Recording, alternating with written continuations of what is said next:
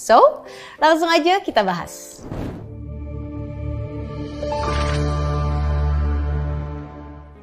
Insight pertama, the problem with positive thinking. Nah, kita mungkin udah sering denger ya, kekuatan positive thinking.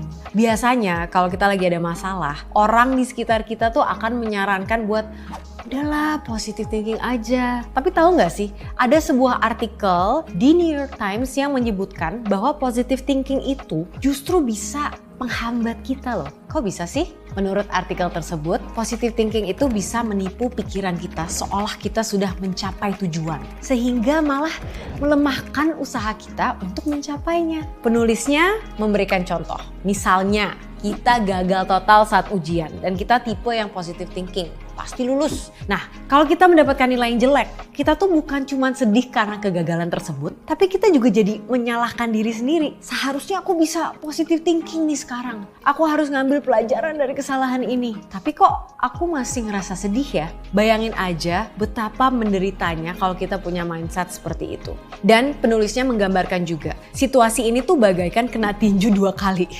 Dan tinju yang kedua, di mana kalian merasa tidak berdaya dan bersalah karena merasa sedih, justru tuh kadang-kadang lebih merusak dibandingkan kegagalan saat ujian itu sendiri. Tentunya ini bukan berarti kita dilarang untuk berpikir positif ya, atau harus terus berprasangka buruk terhadap kehidupan. Justru filosofi Stoa ini mengajak kita untuk tetap hopeful, tapi juga realistis dalam menjalankan hidup. So instead of just focusing on having only positive thoughts, we can practice mental contrasting, a method that helps us find balance between positive and negative thinking. Dan dengan metode ini, kita dianjurkan untuk membayangkan hasil yang diharapkan, sekaligus mengantisipasi hambatan-hambatan apa saja yang akan kita temui. Penelitian menunjukkan dengan melakukan ini, kita bisa mencapai tujuan dengan lebih baik dibandingkan dengan hanya membayangkan hal positifnya aja, ataupun hanya dengan berkutat pada hal negatif saja.